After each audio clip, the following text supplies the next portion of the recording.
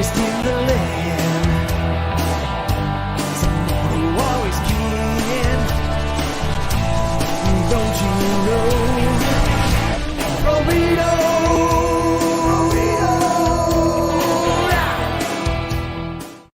Oh yeah, coming to you from the top of the lounge of my apartment in West LA. It's What's Up Flobo After Hours. You know, we're hanging out tonight every Monday night, just figuring out what's going on in the world around us. And I'm not alone. I'm being joined by two legends, because we are collectively the three ethnic kings of comedy.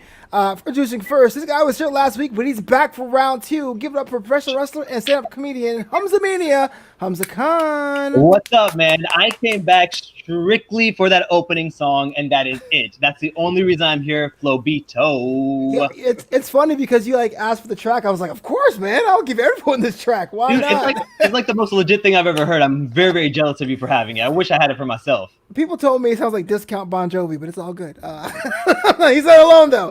Humza Mania, Humza Khan is being joined by the man that taught me the comedy game out there on the shows, making it happen. Raw Denim himself, Ricky MF Trann. We the Rush Hour Comedy, baby.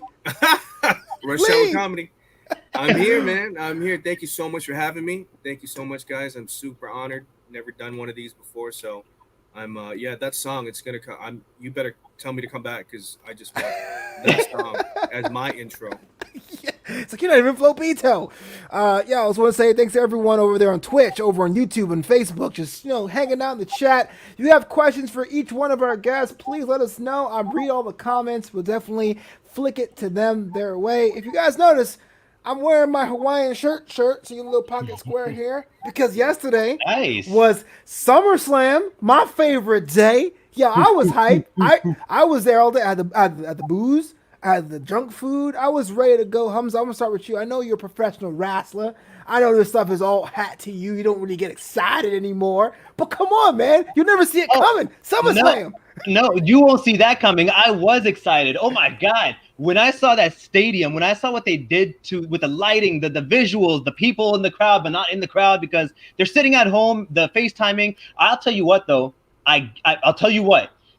When I started with AfterBuzz, I started at the American Idol thing and American Idol pop panel, and they were going out because of coronavirus. And everyone's like, what do you think they should do? What do you think they should do? And I have the clip of it where I said in April, they should put little screens up and have people's faces through like a Zoom call or something. And look, here we are 6 months later with my idea coming to fruition.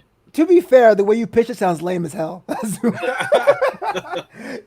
Yeah, Ricky, did you see this though? The Thunderdome? It looks like Demolition Man, right? It looks like a whole bunch of futuristic fans in the crowd, giant screens watching virtually of wrestling matches. Isn't it kind of trippy? It's trippy, dude, but it's a good way to like get everyone integrated back into like some sort of society with everything that's going on, and I really like that.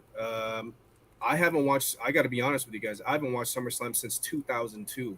Right, Rock vs. Rock was a good one. Yeah, that was a classic SummerSlam. That was a really good one. That was right before it went to Hollywood, or he started really integrating into Hollywood and getting that Nicolas Cage haircut from Face Off. But, yeah, man. That's a good one to end on. Like SummerSlam 2002, I think is like the quintessential SummerSlam. I know 92 or 97 gets all the love, but 2002 Brock vs. Rock was like a big deal. Man. That was hella lit. It was lit. Was there anything, Humza, that stuck out for you though? Like just being a part of like a match you liked like the colors, the whole anything? Or just kind of The biggest thing that stuck out, and I think we have to talk about it because I did text you about it. It was a fan turn, if you will, for me to liking Bayley, right? Because I could not stand her for the longest time, and I saw her genius at SummerSlam. So to me, some of the highlights were seeing Bayley, just do her thing with Sasha. They were both really amazing talents. But I know people are gonna hate me for this, but Roman Reigns coming back, I definitely got excited about that because it was a heel turn for Roman. He came through. He looks jacked. He looks ready. Wait, it's like, is he a heel? He's definitely a heel. He's definitely a heel. How do we know this, Humza? I mean, they can control the audience noise now if they really wanted to, like for real. But I think it's a heel turn for him for sure. I think they know what they're doing. So far, I think the last couple of episodes of WWE in general have been on point. So I'm trusting that they're heading in the right direction with all this. I'm down if he's a heel. I'm down. But I don't know. Yeah, heel Pito. He'll be Heel down. Pito. There you go. Yeah, so Ricky Trann, let me ask you this, man, because I know you're a wrestling fan that's lapsed though. Was there ever like a wrestling face that you were like, man, I wish they were a heel, man. Like it'd be so much better if they were a bad guy. No.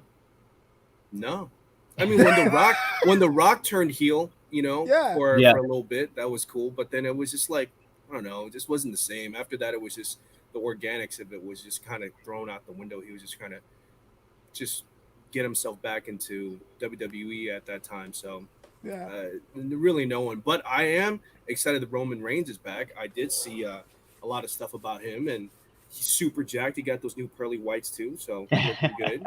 Yeah. Looking good. Of course, Cena was like easy. Cena would be the one people wanted to turn heel. I wanted Cena to be heel for a long time, but it was like after a while, he was like, whatever, dude. I didn't want Bailey to turn heel, and when she did, I was like, great, she's gonna be heel with Sasha. This is gonna be lame. But then it kind of shifted, and now Bailey. Right. I always said Bailey was the third best wrestler on the planet, but with both Charlotte and Tessa Blanchard on hiatus, She took over. I'm just saying. There's a Right. reason why she's on every show. You know what I'm saying? Props for that, though. I enjoyed the show because, again, I was totally not sober watching it. But SummerSlam has always been the best pay-per-view of the year for me, you know? That's like the one end of the summer, you call your boys over. Like, yo, we don't got school tomorrow. Bring the snacks. We're going to watch whatever your favorite wrestler was at the time. I'll admit this. I was a fan of Kama. Remember Kama? Okay.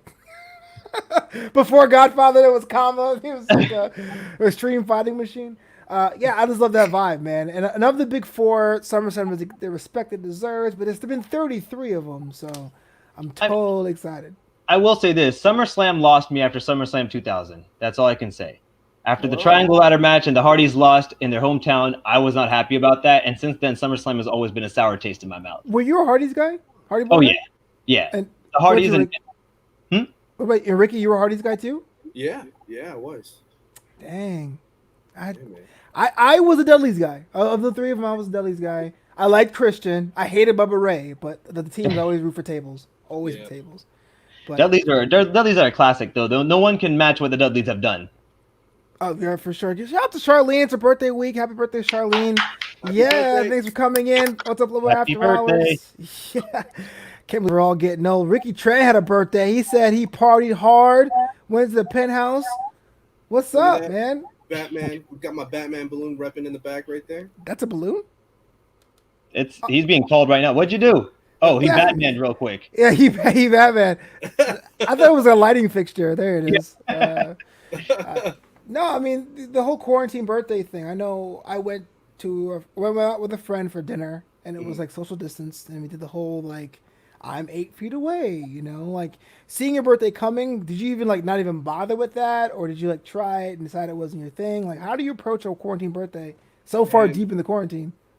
It's so weird because I'm so torn because every time my birthday comes around, I get super stressed out about it because like, oh, I need to do all the stuff and want to, really scared of like missing out on stuff. But at the same time, when it does come around and like I have this big thing going on, I get all stressed out. So this year was nice to just kind of be low key, man. So there was nothing really much going on. Just hang out with the girlfriend, watch some Umbrella Academy, some Netflix, and had a ton of pizza, some pie because I don't do cake.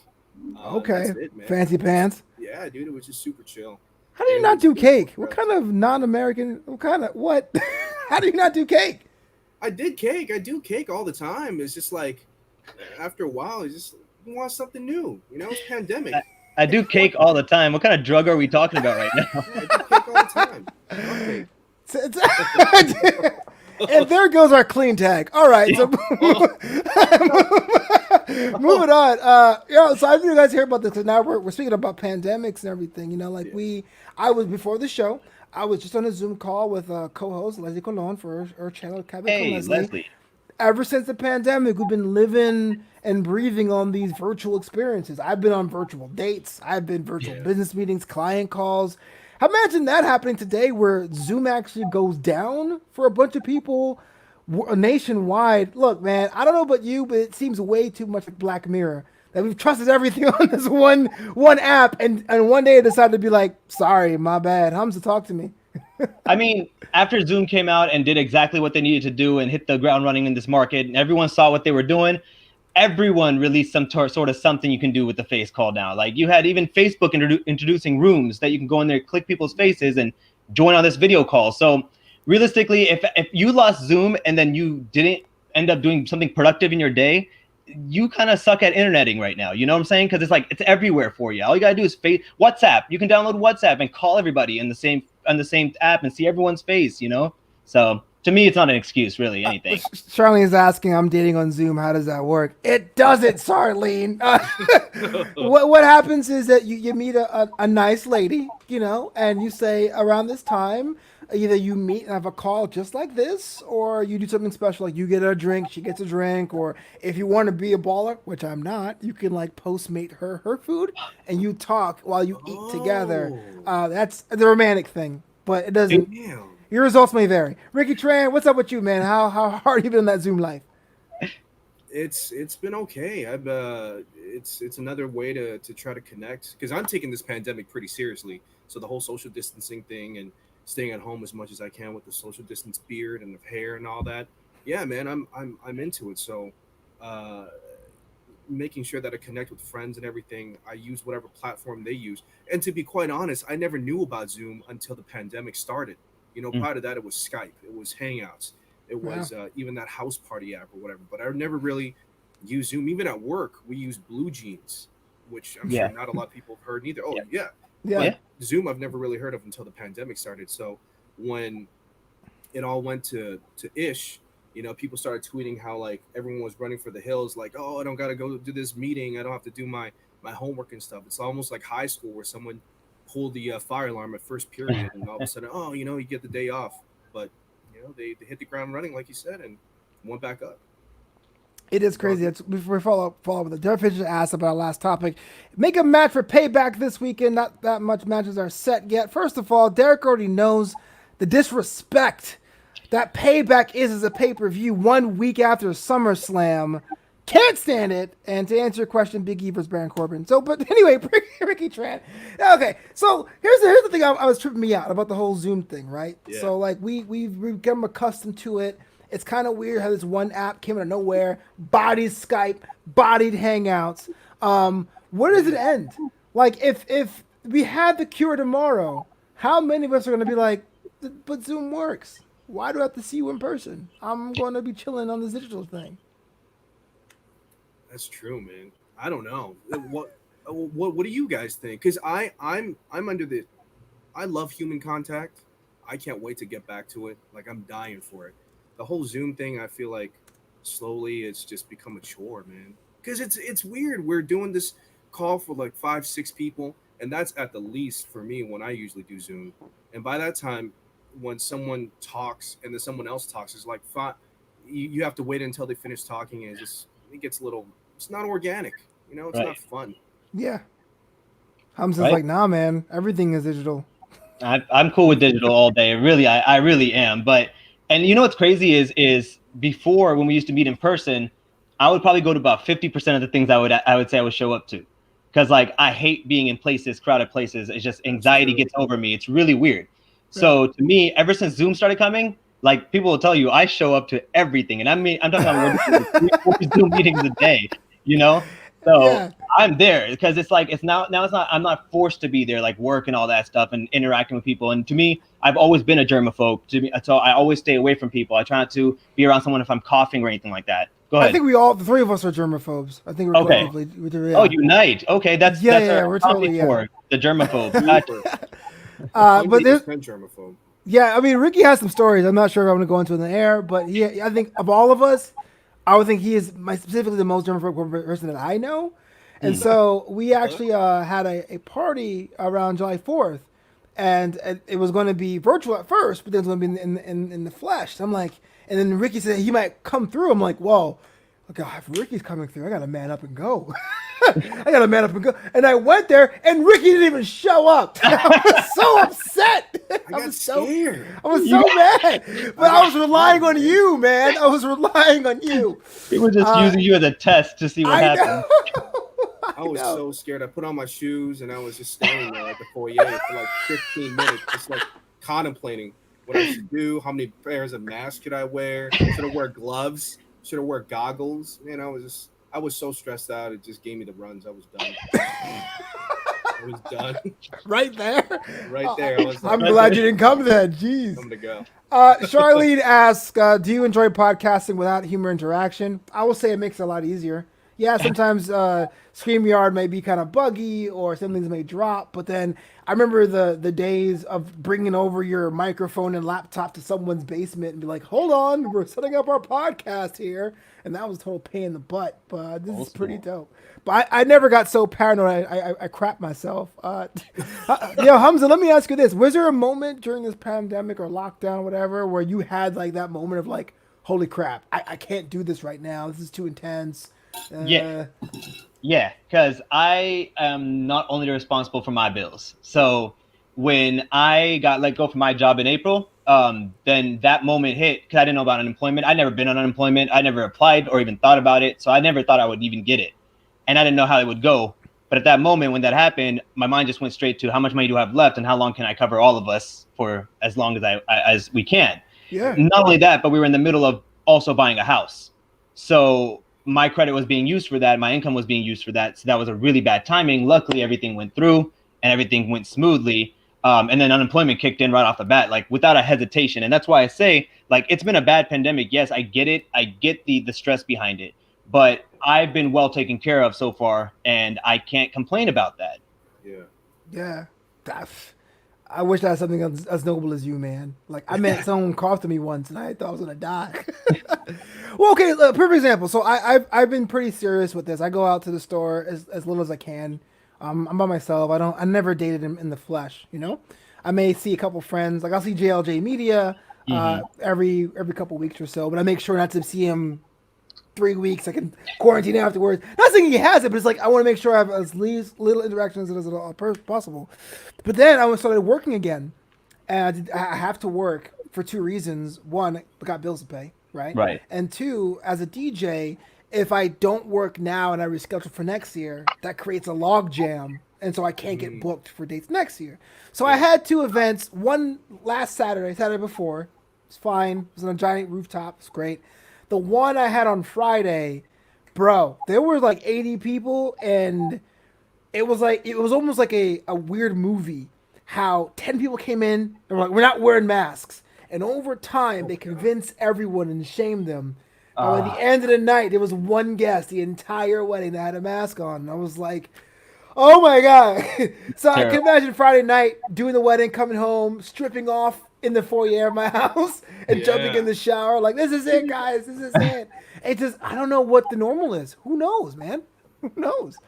Yeah. Who knows what the normal is for the next like year and a half, dude. I mean, even if the whole vaccine thing comes out, I mean, I don't want to get too deep into all that stuff, but even if it does come out, there's going to be like distribution and everything. And how long is that going to take? And even if it does come out, not everyone's going to take it. You know what I mean? Yeah. You need 50 to 70% of the community to be herd immune. It's going to be tough with the whole political climate, man. It's just, it's a tough one. Right. Yeah, speaking of political climate, the conventions happened this week and last week. The giant pep rallies on multiple days. I won't get into politics. I'm just saying, if you guys have watched them, they're entertaining on both sides of the aisle. And whatever you vote for, just make sure you vote this year. I mean, it's not a place for you to be like, I don't really know. Just pick somebody. That's you know. They're entertaining until you remember that they're real and it's real life, and then you get scared. And then you're like, what am I even doing here? Right? Like, this is what I'm living within. Like, it's that's more scary to me than the coronavirus is. Oh, yo, dude. Yeah, dude. Coronavirus is predictable. Like, I know what it's going to do. You know what I'm saying? But yeah, you're right. Absolutely. Yo, Ricky, you were in the room for American for Now, the recording. And one of the things I didn't quite get about politics back then is even worse now. It's like sports teams, you know? Like, I pick my side. My party is a party, and it's going to win every week. And it's like, you know, like, it isn't the Nets. Like, come on, man. You're going to take L's. Let's just get over with it. But, yeah, make sure you guys go out and vote if you guys haven't already. What I am voting for is one of the greatest adventures, speaking of streaming calls and all that, DC Fandom or Fandome, right? Is it called? Yeah. All right, so I'm a DC guy. I'm a DC person, except for Yep. Batman. He sucks. Sorry, Ricky. Yeah, that's right. You can have this debate right now if you want to. Virtual experience, DC Comics, DC Properties, DC Media, division of AT&T had the whole 9 yards with clips and panels and all that Comic-Con events. Start with you, Ricky. First of all, highlights, and is this the trend we're seeing with everyone now when it comes to their own Comic Cons? Yes, it's going to be the trend. I loved it. I thought it was amazing how they did it. But you have to give thanks to the people who paved the way. San Diego Comic Con did. It sucks that they were the very first ones. They didn't do very good, but then hey, man, they were the ones that kind of like showed that doing this kind of virtual con experience can work. I loved how they dressed up the whole set and how they made every individual and the hosts and the guests seem like they're actually there, but they're actually in some kind of a satellite situation with the green screen. That worked. I loved Wonder Woman. The Wonder Woman clips, the panel was great. Black Adam, that was finally, man, after like 10 years of hearing The Rock talk. Are you on board with Black Adam, though? Are you? Sure, man. Like, I don't mind. I don't know anything about it. I'll tell you that. But I'll watch Dwayne Johnson do anything. Fair. Except for Hobbs and Shaw. That movie ticked me off. Hey, I actually like that one. That ticked me off, bro. Out of all the ones, I don't like any of the Fast and Furious, but that one I actually liked. Well, that's the thing. It's so different. It's so different. So sorry, Ricky. I'm cutting you off here. No, you know what the problem with you, Humza, is? No, I'm gonna be honest with you. Fast and Furious is not high cinema, right? It became the biggest franchise of all time. And Hobbs and Shaw is a good movie, but it's not a Fast and Furious movie to save my life. Now, Fast and Furious had counterterrorism units and submarines. So I'm not saying it's realistic, but you literally have exoskeletons like the first G.I. Joe. It sounds like Dwayne Johnson walked in there and was like, "Hey, remember that badass Hobbs from the fifth movie? I want to be something cooler now. I want to be a guy who loves his daughter very much. I want to be a good dad. Oh, and we got to go to Samoa. But why? It's an island. I don't care. Make it work." That's what it was. You know what I mean? It seems kind of forced, personally. You sound mad. I am mad, damn it. You Why mad? is What? Fast and Furious? Roman Reigns got a movie role out of all of his hard work, and you're sitting there booing him still? Like, are you kidding? I am not. If it was Hobbs and Shaw, the movie, I've been fine. Flobuto? What's it called? Flo Hater? Hillbuto? No, that Fast and Furious Presents, man, killed it for me. It killed it for me. I couldn't do it. I couldn't do it. Why is The Rock into this chick who's like 30 years younger than he is? I just don't know. I can't. Sorry, Ricky, I cut you off, but you were saying? No, man. I haven't seen any of the Fast and Furious movies since the third one, so I'm hella behind on everything. No, you stop watching things when they were like really good, and as soon as that drops off, like you saved yourself a lot of heartache. Yeah, I just have You're a this smart like, man. Whoa. When something jumps a shark, I'm like, all right, I'm done. The I'm disrespect. I'm done. I'm done. Wow. What? I can't believe it. No. JLJ Media, I'm not knocking ages there. I just feel like in this particular movie, it was kind of weird. In real life, I don't mind. I just feel like the third one came back. Okay, so DC fandom. Wonder Woman looked good. I saw that. I saw the Flash looked good. The Batman. Thoughts about the Batman? You're a Batman guy, unfortunately. What do you think about that?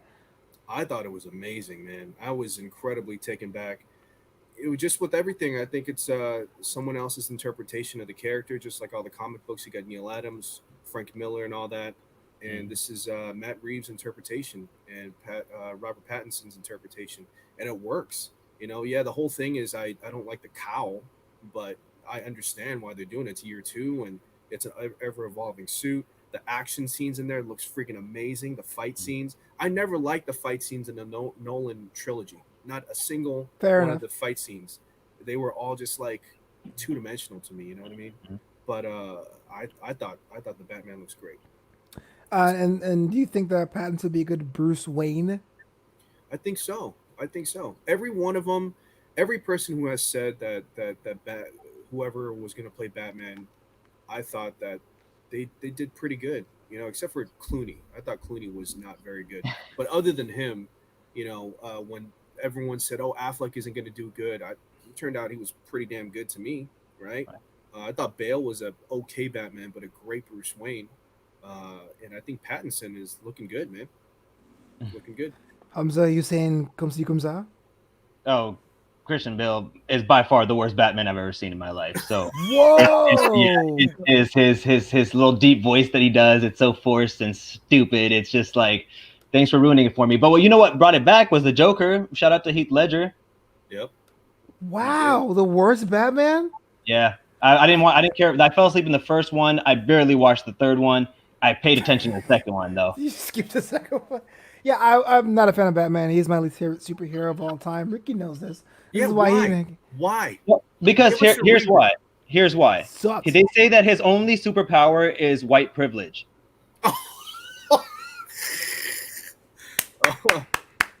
That's All what's right. up. All right, are we done? Is this the end of the show? We're Yeah. done. That was my Well, you already dropped the mic, Humza. I know That what was else to mic pick up. drop, man. I just never got Batman. So what I liked about for my rich billionaires, I'm a Tony Stark guy. So I'm a DC person, but I like Tony Stark more. But when it comes down to Batman, there was a story in the 70s, Dark Knight, the Frank Miller one that really made Batman a grizzled, like world weary superhero, and it was a great comic book, graphic novel series. The problem with that is everyone thought of that as source material. What made Batman interesting was the dualism between being this paragon of privilege, of being this playboy, of being this guy who looks so perfect, but he's so broken that he becomes the Bat. But everything past that, say for the animated series, the first season, didn't touch upon that. So now it's got the guy who's the Bat. I'm like, well, that guy just needs a therapist. The end. You know what I mean? Like, I just never got it. I just never got the whole thing. But everyone thinks Batman could beat everybody else. Superman, the Sun. I think that might be your issue, though. I think might know too deep into his character and everything like that. So therefore, you formulate an opinion. Most people just see a guy in a suit beating people up and like, yeah, that's the one, right? Like, fair enough. Bruce Lee, you're amazing. Yeah. Was there any disappointments from Fandome in your opinion, guys? nope. No, not really. I like seeing people adapting to this kind of situation and like doing something different to keep their businesses alive, because the movie industry has taken it pretty hard. So the fact that these comic book conventions can still happen, still make some money for these actors and still produce these movies, that's amazing to me. In fact, like just almost like how we did the I Am Wrestling shows that I do every Tuesday with Knox Pro. Like they hit me up when I was in Florida and they said, can we do a Zoom wrestling show? And I'm like, I don't see why not. I spotlighted video and we moved it around. That led to getting like 7 cameras installed and all these switchboards and lights and booking talent. And now we have a fully running show every week on Tuesday, you know? So to me, it's I love seeing people adapt to this kind of stuff. And I love seeing all the new kind of thought processes coming out and all these different things that we can do. And I'm just like, it excites me. It really does. I'm a nerd for technology, I guess. Let me just stop this and let this extend the plug real bit. So you work with Rikishi's promotion, and Right. Is it true? Rumors have been swirling that is a Rikishi Driver podcast of which you're on as well. So you get to work with the Hall of Famer Rikishi. Absolutely, yes. And so what happened was he hit me up at one time because he had a Zoom call He set called up. you. Oh, shit. Yeah. Well, he texted me first. He said, I was in Florida. He texted me first. He goes, typically it's just like, hey, can you clean up the ring or something afterwards? That's usually what I used to get. But now I got a text saying, can I call you? He called. He said, hey, I have a Zoom call coming up. Can you tell me what to do with the green screen? So I sat with him and I walked him through how to do it, put up a green screen behind him with his logo and everything. So he was very excited about that. Then one thing led to another, and then we started doing the NXT show with you, Flobo, and he started watching that. And as he was watching that, he liked my interactions in a way. And then we just had a good connection, the two of us. So he's like, can we do a podcast? And I took everything I learned from everybody this whole time. And I went and I put together a set. We put together memorabilia around it, Yokozuna's outfit, things like that. Now we have a full set every Friday. We do our Rikishi Driver, and he likes wrestling, sure, but we talk about everything, We talk about things from like Cardi B to the election. So it's just been the best thing I've ever done. It's so much fun. It kills me how much fun I'm having. Nice. See, you were talking forever, but I just heard that he saw my stuff. Really? He saw me? That's great. Yo, put a good word for me, bro. That's what I'm trying to do. I'm trying. They just don't like people around them all the time, Fair enough. So fair enough. Yo, I would too. Seriously, if you've been to the mountaintop, I'll probably the same way. Yeah. The same way. That's nuts. That you get to work with like the Hall of Fame legend. Again, more Zoom calls, more digital stuff. One quick thing is we're gonna bring on some people to talk on the show. And I know The Godfather was one of them that I really wanted to talk to because we did a Q&A session with him, the students of wrestling. And when it got to my turn to ask him a question about wrestling, I asked him if he prefers indica or sativa. and that made him die on the spot. He started smoking right there in front of us, and now he says when he comes to LA, he wants to smoke. So I'm hoping we can make this happen. Dang, I learned all of this via Google 2 years ago. Oh, last year. I was doing, and Ricky knows this. I was preparing for a comedy show that I was writing, and I was like, man, I haven't done any kind of like life thing. And after months of researching the weed, I went to this store like, hello there, dispensary. You know, like, well, can I have some of the good stuff? You know, it was nuts. And but that's what's cool about it, is learning how to screw that up. Yo, Ricky, let me ask you this, man. I mean, we're in quarantine. I mean, on the creative side, have you been working on anything? Been writing? Been thinking about? Have you been smoking? Like, what's up? No, no smoking or anything like that. Doing a lot of meditating. Indica and sativa. I didn't know anything about that kind of stuff too. My buddy asked me about it. Like, hey, which one is better? I'm like, you're asking the wrong guy. I thought that was some kind of like no calorie sweetener for a second, different brands. I was like, what is stevia? That's the stuff that's bitter, man. I don't like it. No, it's bitter. Yeah, it's bitter as hell. Yeah, it sucks. Hey, stevia. Yeah, man. But lately, I've just been doing a lot of meditating. It's even though we're staying in all the time, it gets stressful. So I've just been meditating, doing a lot of journaling. That in itself, there's comedy in there. So just kind of like thinking about avenues and bits here and there, but nothing formal. No formal writing, because it's like, when am I gonna get back out? You know, so I'll just jot stuff down here and there, but nothing formal. No joke writing it. I guess this is a question for the boys. The boys, you know, we're all comics, and we're at different parts of our career. Like, when something comes up, when you're inspired to have a joke or work on it, knowing full well there may not be an outlet for it, like, how are you adapting? Is it like you write it down and you lock it away to a vault in your brain? Do you try to put it somewhere else? Do you do sketches? Like, what do you guys do? For me, I usually jot it down on my iPhone. I usually do like a few bullet points, write out as much as I can in bullet point form, and just kind of, and that's kind of it. If there wasn't a pandemic, I would probably open my voice recorder and record my thought, you know, and talk into it very conversationally, and that's how I kind of brainstorm all my bits. Ah, for sure. No, I gotta make something out of it. I've been getting a lot of thoughts lately, especially because now I don't have a job, so I could think a lot more. And literally everything that I've come up with, we've tried to do something out of it, whether it is to do skits or to do some sort of an online TikTok video or something like that, or if we're gonna be producing something on the actual TV show, like, or the wrestling show we're doing. If I'm on commentary, I come up with ways for them to go have a back and forth with me, the other wrestlers, so they don't come off as so like slow when they're talking and whatnot. So I'm trying to adapt it some way. And then also, I've been writing for a while now, but it's like so all over the place. But this like TV show that I've been writing for a while, right? And every time I think of something, I go in there and I'll place it somewhere, and then I'll make my way to it with between writing, like in between writing. Does that make sense? So if I thought something was a funny like an idea or joke of someone dating or something like that, then I'll be like, damn, if they go on a date later on this episode, let me write this down on the 17th page, and then I'll try to make my way there. And that totally makes sense. Has it been harder or easier for you then with the downtime? Is there downtime anymore? It's not. I mean, to me, it's either way, because I just enjoy doing it, so I just write it. Now, is it good? That's a different question, you know. But to me, I just enjoy letting it out. Like, it has to come out somehow, some way. So I try to create something if I can, because one day something's gonna stick, and it's gonna be like, oh, that was a thing that stuck. Cool. All right, then never thought about it. Yeah. That's true. That's true. My man, Ricky, anything with you? Is it kind of a thing where, is it easier with the downtime, or is it harder with the no fans? Like, where do you lie on the difficulty side of it?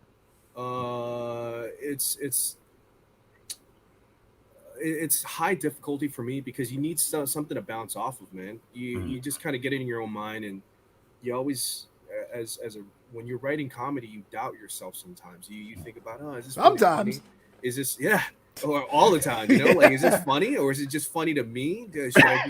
Should I bounce this off one of my two dogs or something like that? What do I do? So yeah, man, it is tough for me, but I don't have.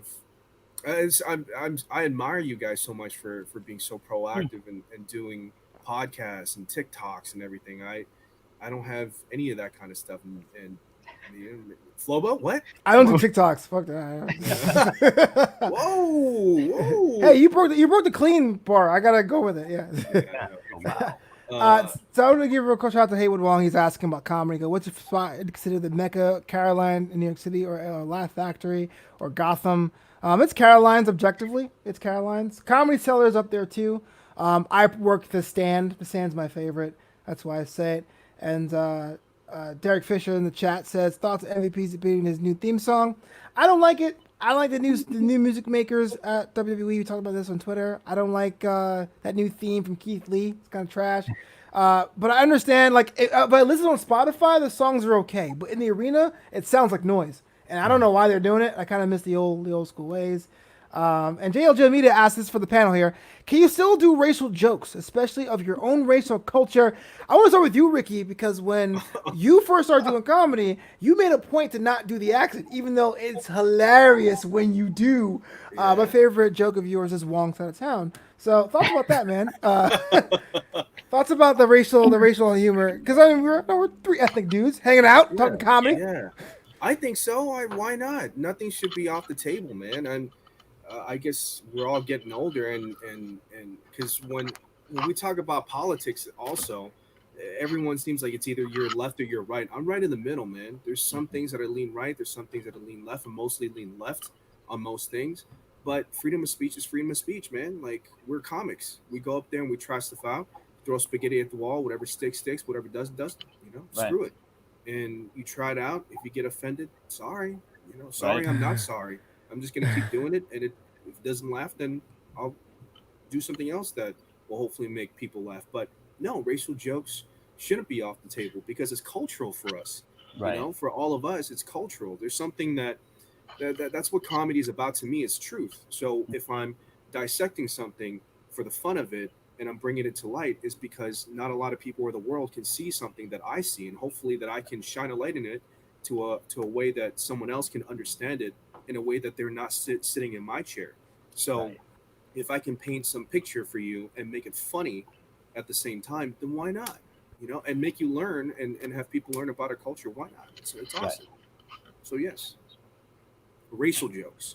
100% agree, especially in this country when you have nothing but different races. Everyone has a different insight of different races, and there are some similarities of some races that do similar things, and it's just something that's different. So it's just an over exaggeration of everyday life is all it is. So I mean, jokes are supposed to be funny. You're supposed to laugh at them. It's not supposed to be taken personal. However, just got to be mindful that there are jokes that you're laughing with people, and there's jokes where you're laughing at people. And those type of racial jokes where you're actually laughing at somebody and you drop maybe racial slurs or anything like that, or you go above and beyond to disrespect an entire culture, different story. But if I say I went to the airport and TSA pulled me over, well, first of all, it's true, and second of all, it's just a joke, right? Like it's not that big of a deal.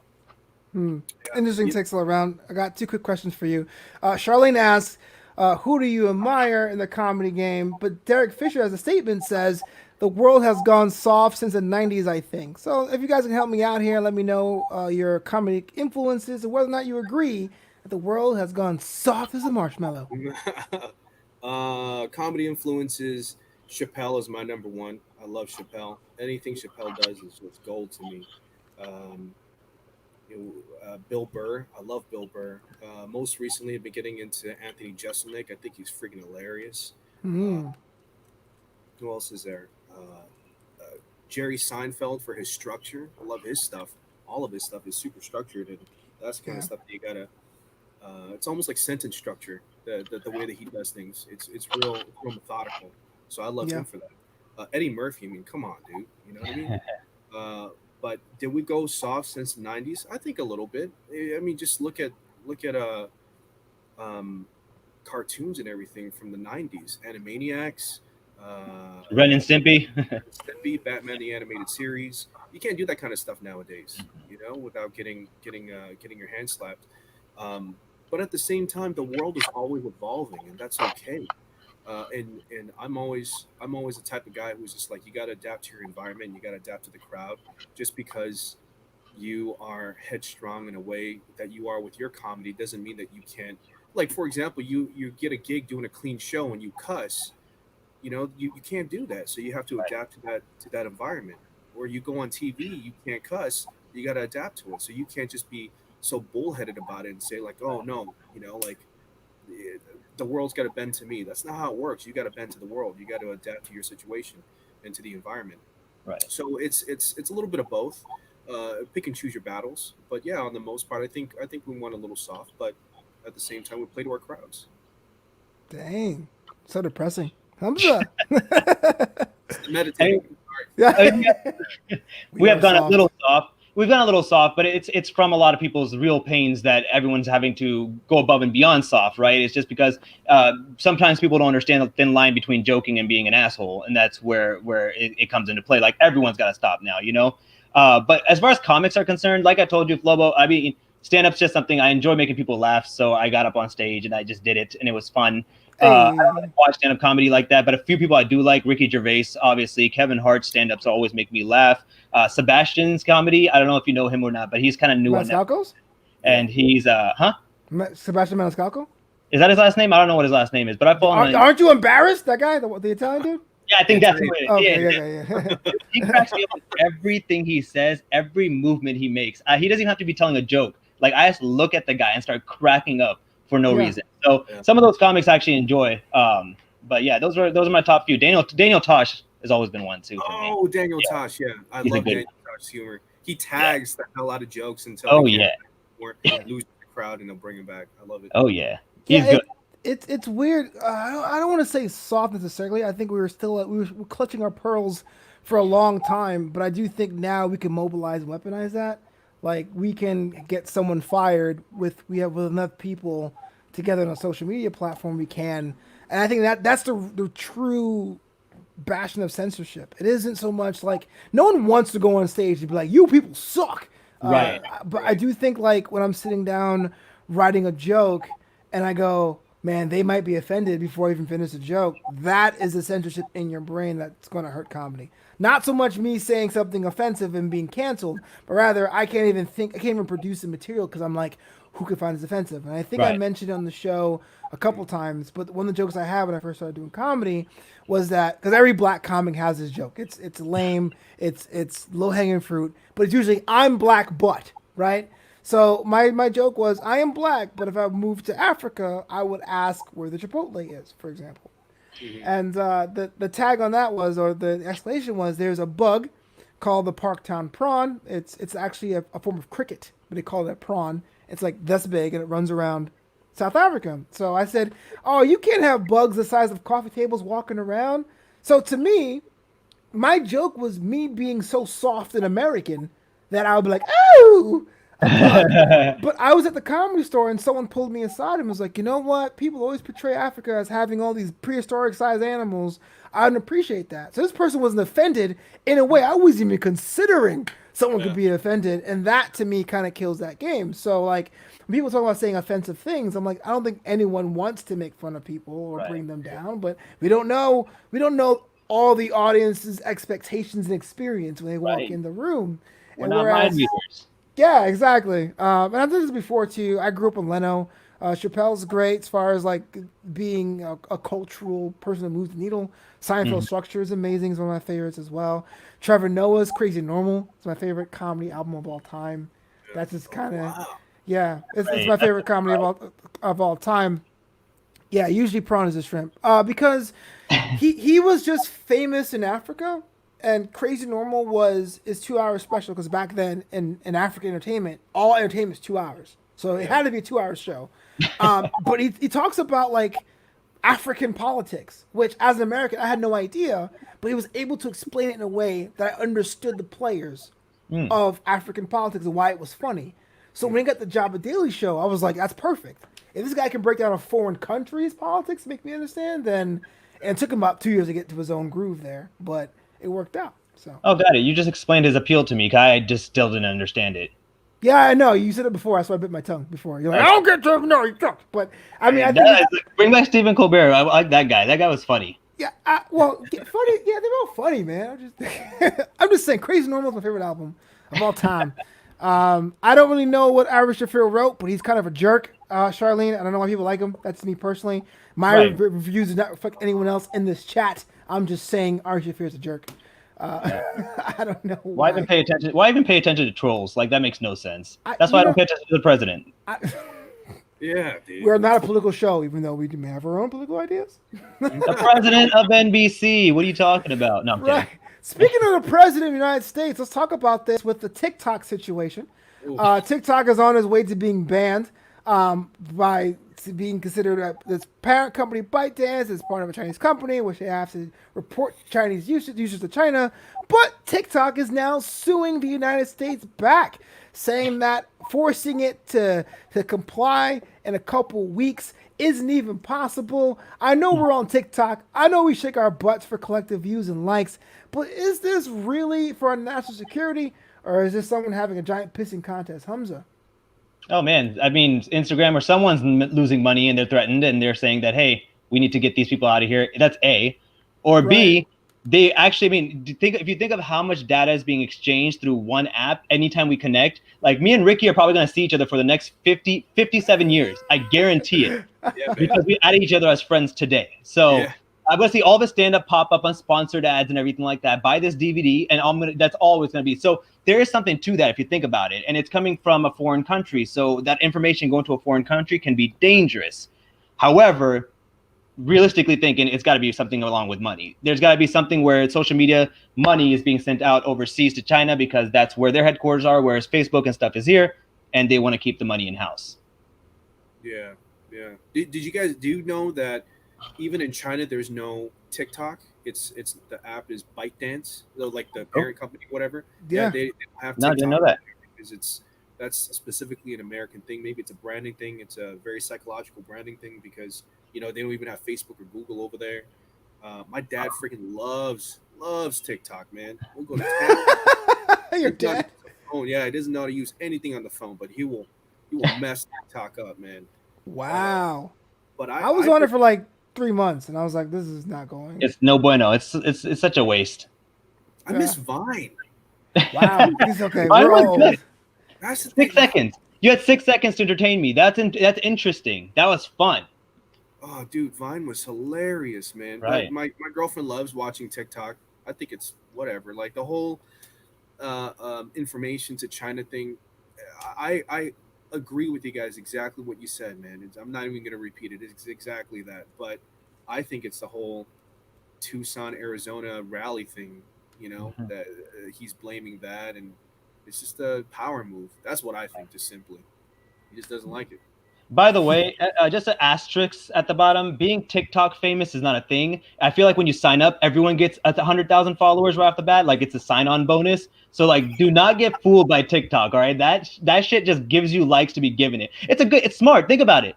Everybody wants to be Insta famous, right? So I create a new app, and whoever gets on, these people who would never get 3 likes on Instagram, now I'm gonna give them 1 million likes. Like for what? Doing this?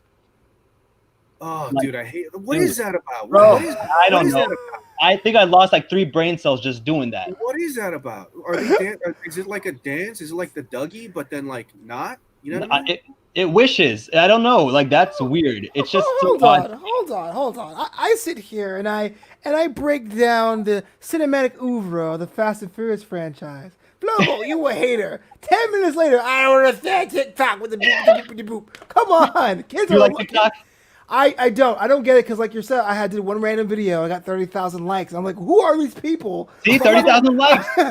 I'm not gonna Prime poo example people right on here. it though. I want to do a case study. I got to do a case study with your Instagram and your what is it? Your TikTok account. Yeah, I'm just saying, I'm not gonna knock anyone's fun. If the kids are enjoying themselves, keep themselves off the streets. I ain't mad about it. Put a You smile know? on people's faces, pal. Yeah, exactly. In these trying times. Oh, Derek Fisher says, "Bam, Rusev loves TikTok," which is probably Hey. yeah, whatever. Bruce He's probably famous. graduated from Knox Pro, by the way, where I do the I Am Wrestling, and that's where he comes to train us. Miro, shout out to Miro. I know he's not watching this. He never watches. Okay. No one watches this show. All right, so almost time to get out of here. But got one more story for you guys. I thought it was pretty interesting. We actually had a chocolate factory mishap over here in Switzerland, the Lindt Chocolate Factory, which I do enjoy Lindt chocolates. I know Peter gets a bad rap for that piece because of Godiva. Had a ventilation issue, which covered the entire city of Auten, Switzerland in chocolate ash. That means you can lick the streets and have it taste better than Hershey's. Dang. Imagine that, Ricky Trann is out there chilling, going for a walk, saying, you know what? Maybe the pandemic's over. What's that in the sky? Chocolate! Oh, Lord! That's right. And the next thing you know, open my mouth, I'm gonna shit my socks. I'm like, You do it all the time. Why? Why is this? that's one of my things, man. I'm a Oh. germaphobe and I'm lactose intolerant. Oh, Oh. really? Yeah. Dang. Oh Wait, man. wait, I thought it was. Well, is it also food too? Like, is it like beef you can't take? Like, I thought it was like something else too. Like lactose intolerant is something else you can't take at the same time. I'm lactose intolerant. I'm allergic to melons. That's it. It's the melons. I was like, Melons. man, that's a weird like kryptonite super villain. Yeah, you give me a bowl of honeydew with milk, dude. I'm screwed. I'm screwed. Even if I'm wearing ankle socks, dude, it's messed. You know what I, sucks? I thought you meant melons, and I'm thinking if it's a super villain coming at you with her melons, like, I'm sorry, Oh, it's there you go. after hours is getting to me. Sorry, guys. After hours. Bing, bing, bing. You know what's even worse than that? Like I'm allergic to shellfish, man.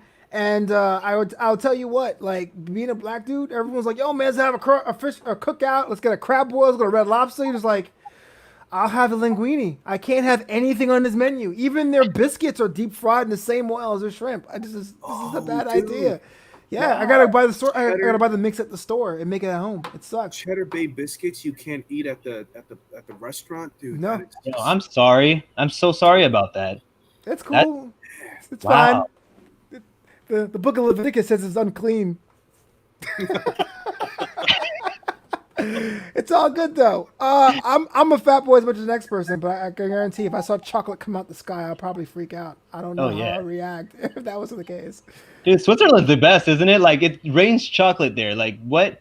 That's awesome. We have Floridians here. They have raining chocolate there. Like it's so not fair. It's not fair. I was going to ask you that, man, because you do go from LA or California to Florida, and I'm not going to sit here and tell you what's the difference between it, whatever. But is it true what they say about the whole Florida man thing? Like when you land, are you like expecting stuff to happen that's only in Florida or what? Oh yeah, daily. And I sit there and I like look at a lot of people there and I'm like, you're fucking weird. Like this is the weirdest thing I've ever experienced in my life.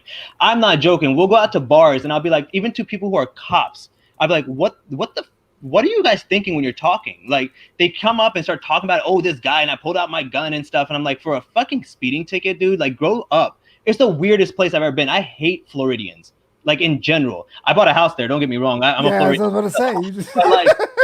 Like this place is like the lower class there is really like some of the dumbest people I've ever met in my life. And if you're from Florida, Gators. I prefer Gators over Floridians. The Gators, you know what they're gonna do. Again, we're going back to politics. Are you talking about the actual Gators or like the college team? No, the team can go away. Whatever. Oh, They you enjoy mean that. the actual Gators, dude. There's gators in the ponds and the lakes around our house, and they're like the cutest things I've ever seen. It's, okay, well, But those Floridians. Flobo fact: Florida is actually one of the only places on the earth you can find both alligators and crocodiles in the Everglades. Question for you, Humza: what part of Florida are you living in now? Or Orlando, Windermere to be exact, but it's Orlando. Oh. Yeah, oh yeah, well, I mean, it could be worse. It could be Ocala, you know. I wouldn't do that. No, Orlando would be the only place. That's the only place that's for my parents. It's just for them. Like it's for them to retire and be happy and have a house and all that shit. You know. Can you be So happy? if you were to liken it to California, would Orlando be just like would be like the San Diego of Florida, where it's just like theme parks everywhere? Yeah, I mean that's the thing. My parents live closer to a lot of the touristy areas and stuff, and all the nicer things in Orlando. So it's like it's a lot of it's okay where we are at. But Yeah. right when you go a little bit outside of it and you get more into the actual Orlando area, it goes back to the same as like Tampa, Clearwater, and all that stuff. And the answer is yes, you do run into a lot of wrestlers in Orlando. A lot of wrestlers in Orlando. I'm talking about recently Tyler Breeze, Sean Spears, both the Dudley boys have their school there as well. A Performance Center, of course. And then they train at the gym too. I see from the PC Center all the time. So a lot of wrestlers are in Orlando. That's the other part of it too. If I end up ever getting to WB, who knows? That would be a great place to have a home and just go straight to work. Oh, I see it. There's some levels to this. Okay, all right, cool. Because It's parents were like, mom and dad were like, "What about St. Cloud?" Like, no, we're doing Orlando. You can only rent that room inside the Performance Center. That's it. Oh, dang, I love it. Yo, Ricky, would you ever move to Florida, man? Would you ever go over there, hang out?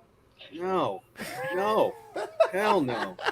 I don't know if you can see. I'm sweating right now. It's so hot and humid for me here in California. I'm tripping. Tell me go to Florida, dude. Whenever I go to Florida, it's only for Disney World, and I specifically only go in January, where it's the least amount of rainfall. All right, it's the coldest time of year, least amount of people. All right, Yep. that's the only time I go. Anytime else, I'm like, nah. I went to Disney World when I was a kid in June. It was hot as butt cheeks. Only thing that I remembered, I was like 10 or 9 years old. The only thing I remembered was standing in line for Haunted Mansion and smelling animal style fries under people's armpits. That's all I remember. All I remembered. It was just onions, man. People's BO. Jesus Christ. Rival San Diego Comic-Con for real.